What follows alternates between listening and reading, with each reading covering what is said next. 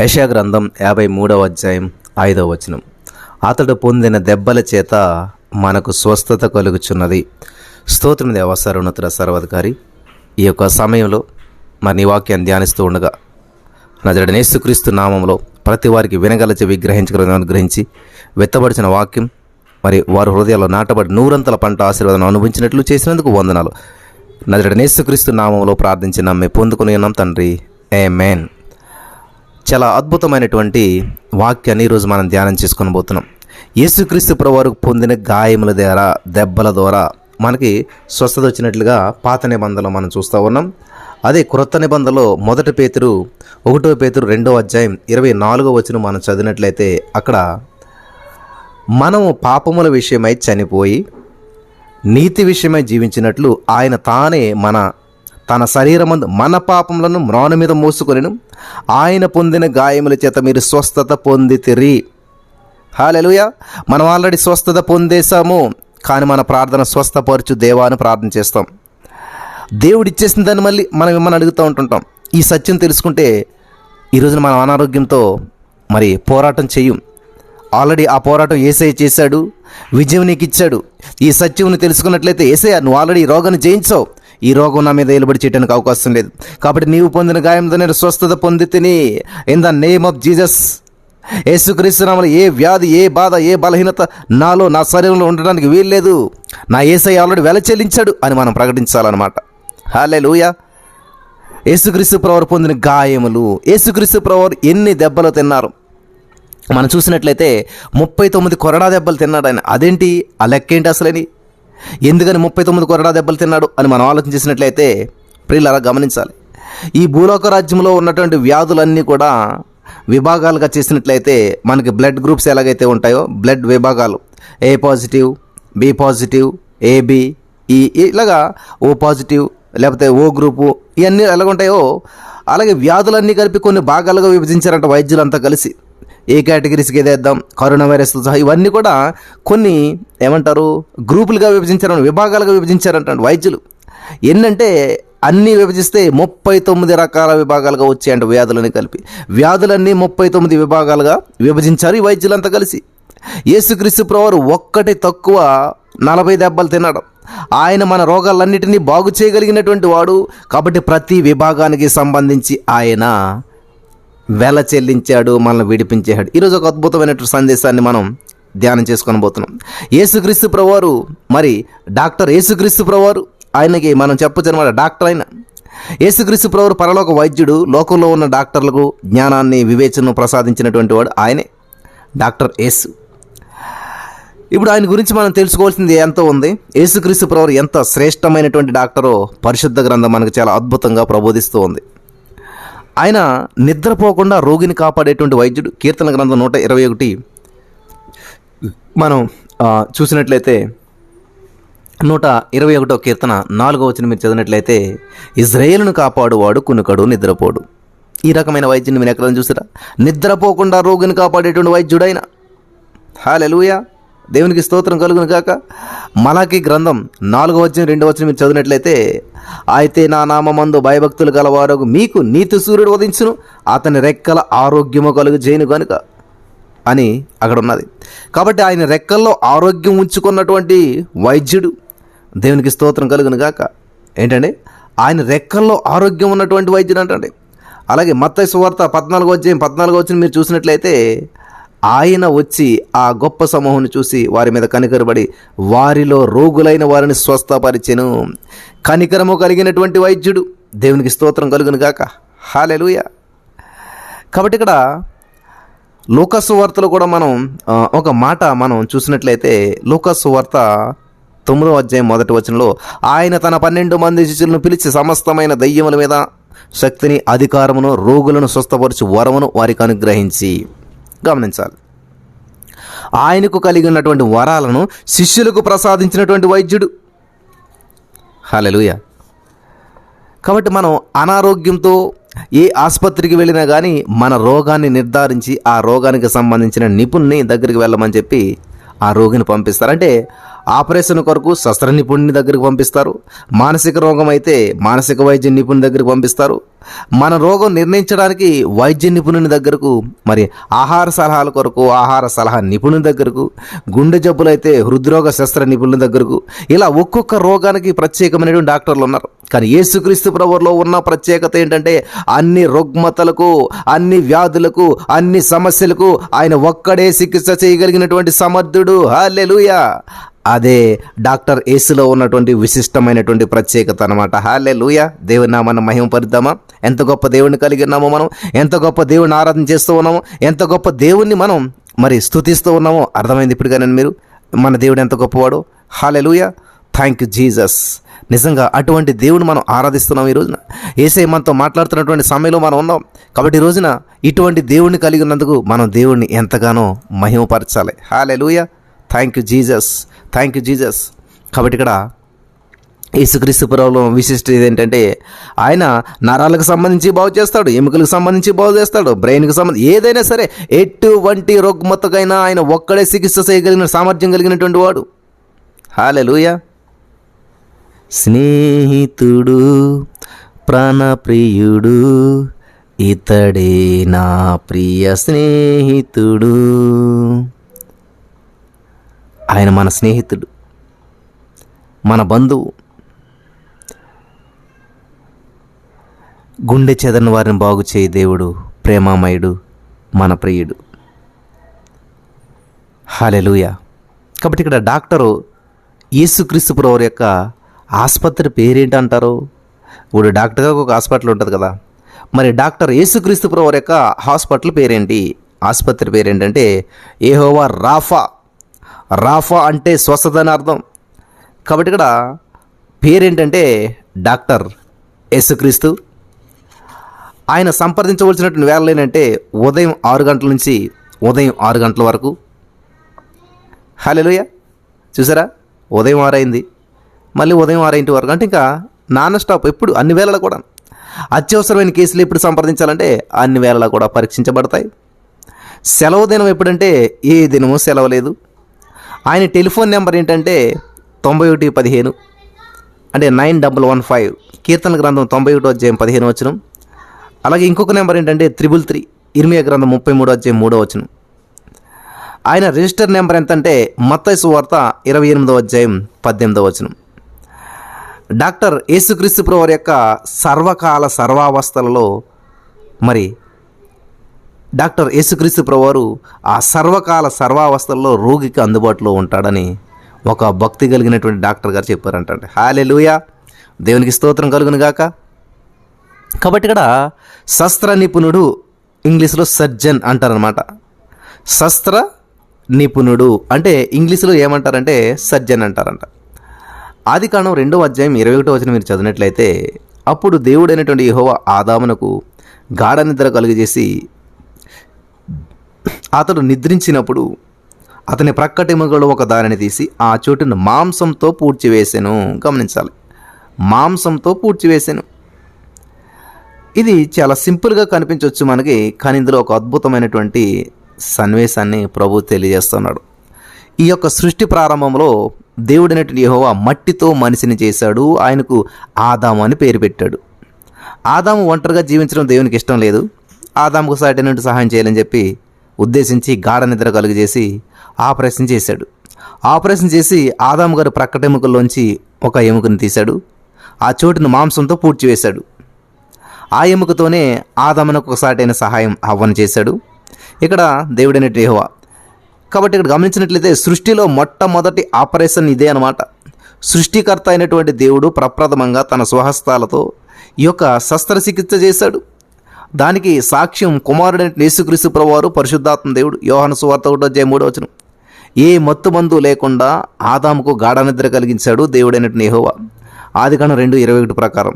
కాబట్టి ఇక్కడ హవ్వ ఆదాము సహధర్మచారిణి అని చెప్పి, తన ప్రక్కటెముకే అని చెప్పి ఆదాముకు ఎలా తెలిసింది? ఆపరేషన్ సమయంలో తండ్రి, కుమార, పరిశుద్ధాత్మ వాక్కులను ఆదాము విన్నాడు. అందుకే నిద్రలేస్తూనే తన ఖాయం అంటే శరీరానికి అయినటువంటి గాయం చూసి, ఆ మచ్చ చూసి ఏమన్నాడు? నా ఎముకలో ఒక ఎముక, నా మాంసంలో ఒక మాంసం అని చెప్పి సోలో పాడాడు.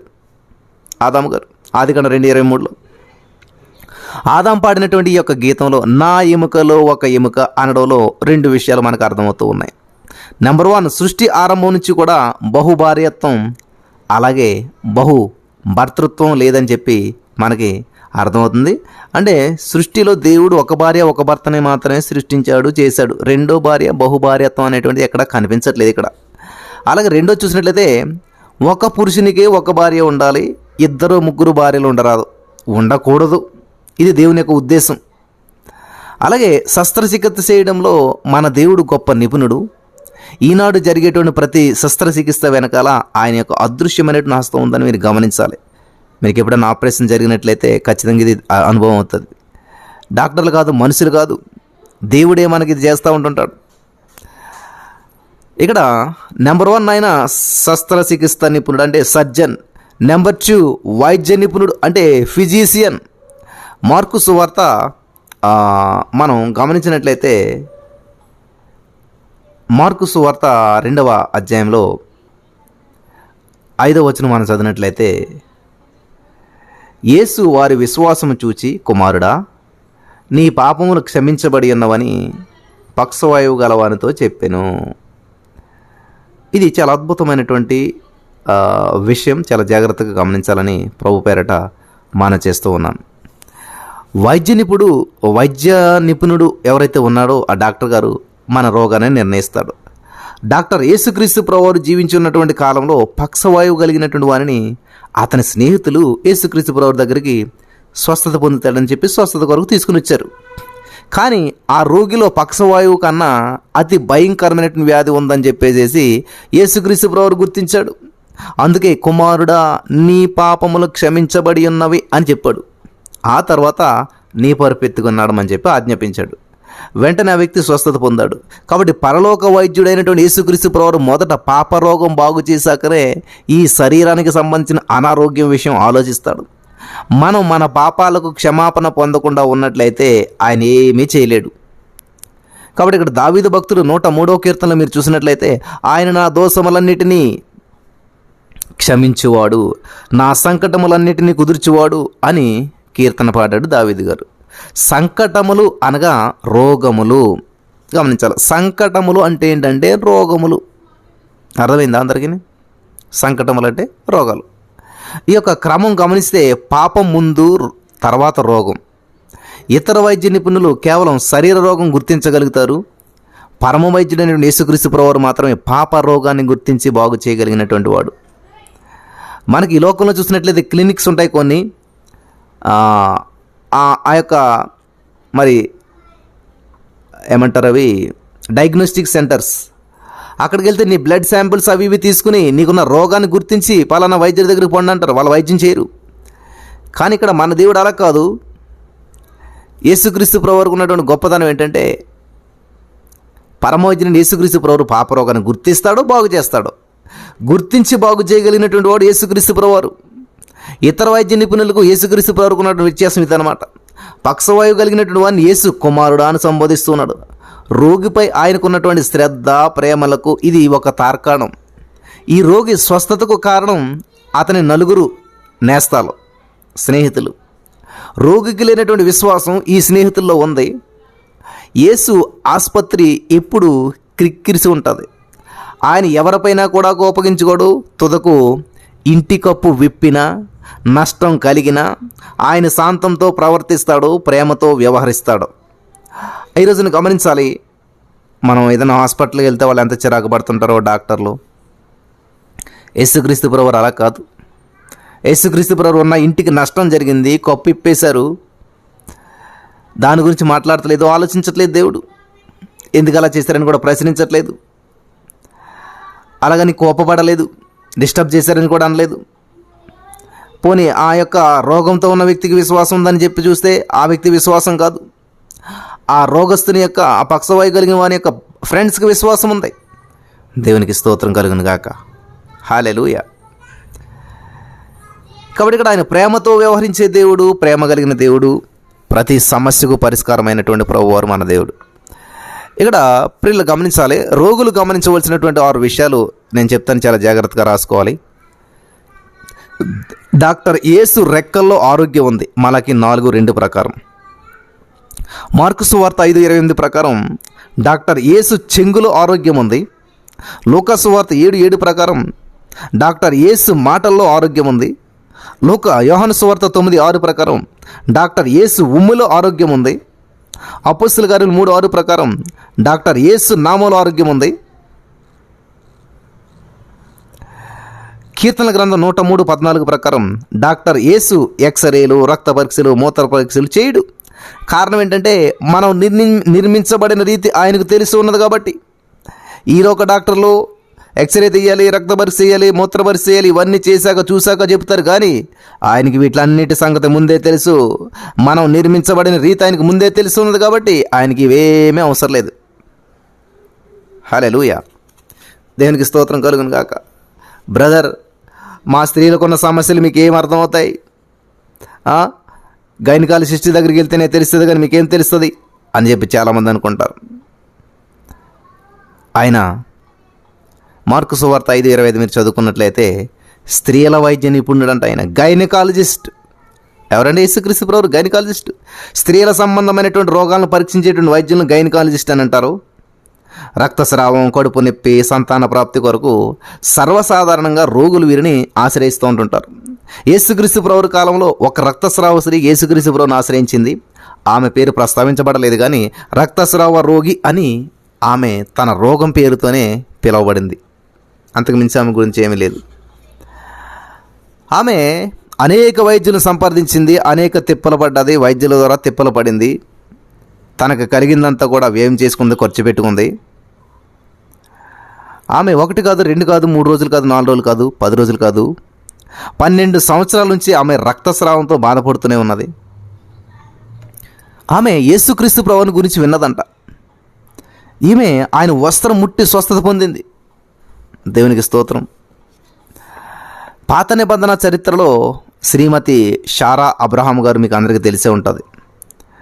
షారా అబ్రహాం గారు 25 సంవత్సరాలు సంతానం లేకుండా బాధపడింది. హల్లెలూయా. గొడ్రాలతనాన్ని, నిందని, అవమానాన్ని సంఘంలో, సమాజంలో, ఇంట బయట తెలిసిన వారు తెలియని వారు ఎంత ఉంటే ఉపయోగం ఏంటి, పిల్లలు లేరని చెప్పి ఎంత నిందించి ఎంత బాధ పెడితే ఎంత బాధపడి ఉంటుందో, ఎన్ని నిందలు అనుభవించి ఉంటుందో.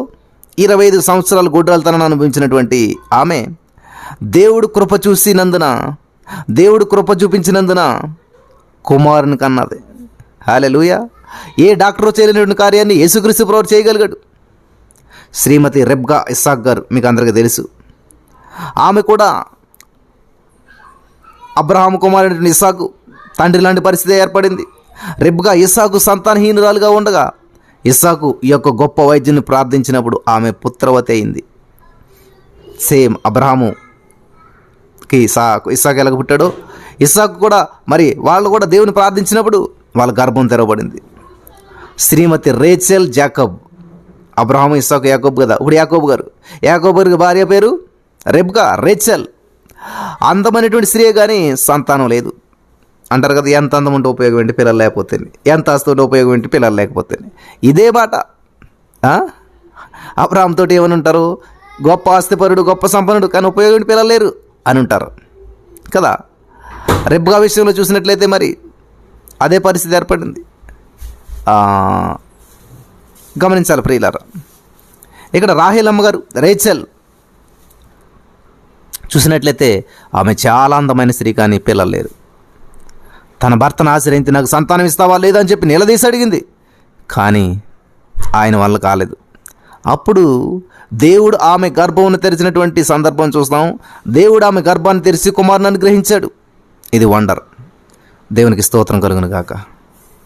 నెక్స్ట్ శ్రీమతి హన్నా ఎల్కానా. హన్నా గారి గురించి మీకు అందరికీ తెలుసు. హన్నా గర్భం దేవుడు మూసివేశాడు. ఆమె కన్నీటి ప్రార్థన ద్వారా దేవుడు ఆమె గర్భం తెరిచి భక్తి కలిగినటువంటి కుమారుడు సమూయేలును అనుగ్రహించాడు. యేసు మన సంతాన సాఫల్య కేంద్రం అన్నమాట. యేసుక్రీస్తు ప్రభువారు సంతాన సాఫల్య కేంద్రం. ఎక్కడికో వెళ్ళవలసిన అవసరం లేదు. యేసే దగ్గరకు వస్తే నీ జీవితంలో ప్రతి గుడ్రలతనాన్ని తీసివేస్తాడు. హల్లెలూయా. ఇక్కడ మనం గమనించాలి, శస్త్ర నిపుణుడు అంటే సర్జన్ అయినా, ఫిజిషియన్ అయినా, గైనకాలజిస్ట్ అయినా, నెక్స్ట్ ఇప్పుడు హృద్రోగ శస్త్ర నిపుణుడు అంటే కార్డియాలజిస్ట్. అపోస్తుల కార్యాలు 16-14 మీరు చదువుకున్నట్లయితే ప్రభు వారు ఏం చేశారంటే లూదియా హృదయాన్ని తెరిచాడు. కాబట్టి ఆమె యేసునందు విశ్వాసం ఉంచింది. హృదయమును తెరవగల శస్త్ర నిపుణుడు యేసుక్రీస్తు ప్రభువారు. హృదయమును తెరిచడం మాత్రమే కాదు, నూతన హృదయాలను కూడా ఇస్తానని చెప్పి ఆయన వాగ్దానం చేశాడు. యెహెజ్కేలు గ్రంథం 36:26లో. విరిగి నలిగినటువంటి హృదయాలను ఆయన అలక్ష్యం చేయడు. కీర్తనలు 51:17లో. ఎవరో ఒకసారి అడిగారు, హృదయం ఎందుకు పాడవుతుందని. ఎవరికైనా ఇస్తే పాడవుతుంది, కానీ ఈనాటి ప్రేమికుల భగ్న హృదయాలను తీసుకొని వాటి స్థానంలో కొత్త హృదయాన్ని అమర్చగలిగినటువంటి నిపుణుడు డాక్టర్ యేసుక్రీస్తు ప్రభువారు. హల్లెలూయా, దేవునికి స్తోత్రం కలుగును గాక. హృదయాన్ని కోసాక మామూలు డాక్టర్ వలె ఈయన దారం ఉపయోగించడు. గమనించాలి ప్రియులారా, హృదయాన్ని కోసాక మామూలు డాక్టర్ వల్ల ఈయన దారం ఉపయోగించడు. అతగాలంటే తన ప్రేమ స్పర్శ ద్వారా దాన్ని బాగు చేస్తాడు. రాతి గుండెలను సహితం మాంసపు గుండెగా మార్చేటువంటి పరమ వైద్యుడు మన యేసయ్య. హల్లెలూయా. నెక్స్ట్ చివరిగా 5వదిగా మనం చూసినట్లయితే మానసిక వైద్య నిపుణుడు సైకియాట్రిస్ట్. కీర్తనల గ్రంథం 34:4 ప్రకారం మానసిక రోగి ఆందోళనతో ఉంటాడు. మనసు వికలమవుతూ ఉంటుంటుంది. తానేమి మాట్లాడుతుంటాడో తెలియదు. ఒక్కచోట సరిగ్గా నిలబడలేడు, కూర్చోలేడు కూడాను. ఎవరిని చూసినా భయంతో వణికిపోతారు మరికొంతమంది. ఈ నవీన ప్రపంచం మానసిక రోగులతో నిండిపోతూ ఉన్నది అన్నాడు ఒక మానసిక వైద్య నిపుణుడు. నిజమే. దావీదు 34వ కీర్తన 4వ వచనంలో నాకు కలిగిన బాధలన్నింటిలో నుంచి ఆయన నన్ను తప్పించెను అని సాక్ష్యం ఇచ్చాడు. భయాందోళన నుంచి విముక్తి ప్రసాదించగలిగినటువంటి వాడు యేసుక్రీస్తు ప్రభువారు. అమెరికా అంతర్యుద్ధం జరిగే సమయంలో అబ్రహాం లింకన్ గారు తరచుగా వాడినటువంటి పరిశుద్ధ గ్రంథం ఎప్పుడు కూడా 34వ కీర్తన ఉన్న భాగం తెరబడి ఉండేదంట. అబ్రహాం లింకన్ పొడవైనటువంటి వ్రేలు 34వ కీర్తన 4వ వచనంపై ఎక్కువగా ఉండేదంట. అబ్రహాం లింకన్ దేవుని ఆశ్రయించినటువంటి అధ్యక్షుడు. మానసిక రోగానికి మందు లేదంటారు లోకస్తులు, కానీ మానసిక రోగానికి మంచి మందు ఉంది అంటాడు డాక్టర్ యేసుక్రీస్తు ప్రభువారు. హల్లెలూయా. మానసిక రోగ విముక్తికై ఆయన 3 కార్యాలు చేయాలి. ఏంటంటే మనం చేయవలసింది ఏంటంటే, మానసిక రోగం పోవాలంటే నెంబర్ 1 యేసుక్రీస్తుని గురించి కీర్తనలు పాడాలి, సాంగ్స్ పాడాలి. నెంబర్ 2 యేసుక్రీస్తును ప్రార్థించాలి. నెంబర్ 3 పరిశుద్ధ వాక్యాన్ని శ్రద్ధతో చదవాలి. చదవడమే కాదు, హృదయంలో నింపుకోవాలి. అప్పుడే బాగవుతుంది. యెహోవాకు భయపడేవాడు దేవునికి ప్రియులు గమనించాలి, దేవునికి భయపడేటువంటి వాడు దేనికి భయపడడు. దేవునికి స్తోత్రం. హల్లెలూయా. దేనికి భయపడ్డాడు అంటే దేవునికి భయపడేవాడు దేనికి భయపడడు. బైబిల్ గ్రంథంలో భయపడవద్దనే మాట 366 సార్లు రాయబడింది. సంవత్సరానికి 365 రోజులైతే మన దేవుడు ప్రతిరోజు మనల్ని భయపడవద్దని చెప్పి అభయమిస్తూ ఉన్నాడు. హల్లెలూయా. దేవునికి స్తోత్రం కలుగును గాక. దేవుడు అభయమిస్తూ ఉన్నాడు. నిన్ను స్వస్థపరిచి యెహోవా నేనే అంటూ ఉన్నాడు. ఆయన పొందిన గాయం ద్వారా మనకు స్వస్థత వచ్చింది. ఆయన 39 కొరడా దెబ్బలు తినడానికి 39 విభాగాలకు సంబంధించిన వ్యాధులన్నిటికీ ఆయన వెల చెల్లించేశాడు. హల్లెలూయా. నమ్మినటువంటి వారంతా కూడా ఈ రోజునే మీకున్న ఏ వ్యాధి అయినా, ఏ బాధ అయినా, ఎటువంటి సమస్య అయినా ఆయన విడిపించి స్వస్థత ఇవ్వడానికి సిద్ధంగా ఉన్నారు. నమ్మిన వారు స్వతంత్రించుకుందరుగాక. ఆమేన్.